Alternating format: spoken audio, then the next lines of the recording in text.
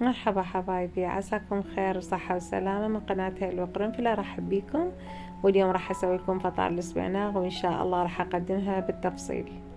عندي هنا أنا اليوم راح اشتغلها طبعا بالبصل الاخضر وغني عن التعريف بالطعم، وان شاء الله راح نحاول نسوي لكم اياها بطريقة مبسطة جدا.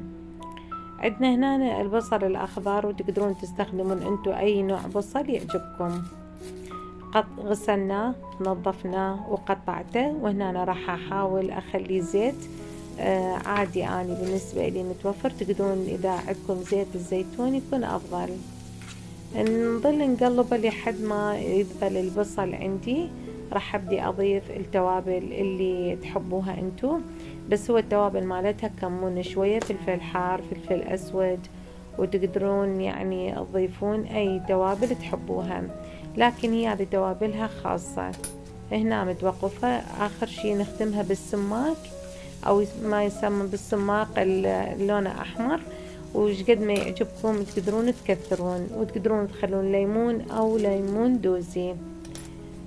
أنا هنا أنا بديت أخلي كل ما أشوف الصبغة بعدها فأبدي أخلي أكثر. هنا أنا تقريبا خلصت عندي الحشوة، رشيت لها شوية ملح وخليتها على صفحة. هنا أنا انتهت عندي تقريبا.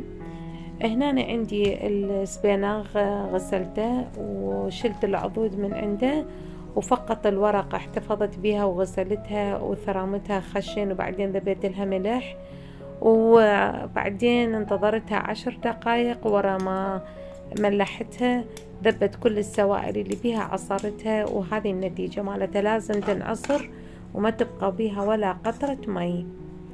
وتقريبا خليت عليها ثقل فترة، يعني تقريبا ربع ساعة ثقل مصفي وثقل، حتى أصفي المي بين ما أكمل الحشوة.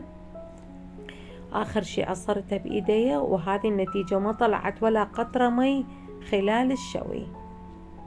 إذا تلاحظون بهذا الشكل. إن إذا حبيتوا شفتوا الحموضة مالتها قليلة تقدرون تضيفون دبس الرمان، ليمون دوزي، ملح إذا قليل، يعني هنا تختبرون الطعم. آخر شي هي هذه آخر شغلة. هنا أنا حسب رغبتكم. هنا خليت الليمون دوزي وخليت شوية دبس الرمان، وراح أرجعها للمصفي وأتركها على صفحة. مع هذا إنه أني كانت الحشوة كلش ناجحة وما ظهرت أي قطرة مي نزلت من عندها، يعني تركتها تقريبا ساعة. أني يلا بديت ألف. هنا أنا راح عندي صفار بيض وشوية حليب سائل، راح أخفقهم وأحطهم على صفحة، نحضرهم لطلاء العجين من فوق، يعني حتى تصير لمعة كلش حلوة من تطلع من الفرن. هسه نبدي نحضر العجين. عندي هنا 6 أكواب طحين، ما يعادل كيلو كامل،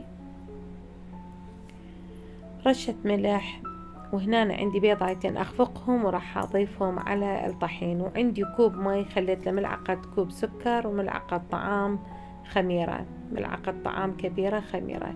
عجنت العجينة وضفت لها مي بالتدريج لحد ما صارت عندي عجينة حلوة طرية، وآخر شي ضفت لها الزيت ربع كوب. هنا لميت العجينة وراح أخمرها تقريبا ساعة. ورا ما اختمرت العجينة قطعتها وشنقتها وبديت أفتح القطع. هنا طبعا هنا إذا تحبون ورا ما تلفوها وتشكلون الفطائر تقدرون تريحوها كذلك ربع ساعة ضبط، أو تخلوها فرن، وداخل الفرن تخلون شوية مي مغلي ويكون الفرن مطفي. تخلون يعني مي مغلي بالأرضية، وتحطون الصينية اللي فوق على مود شوية يلوحها بخار، فراح يساعد على التخمير وتكون هشة عندكم كلش حلوة. ورا ما شكلتها بهذا الشكل. هنا أنا راح أشكل لكم واحدة ثانية،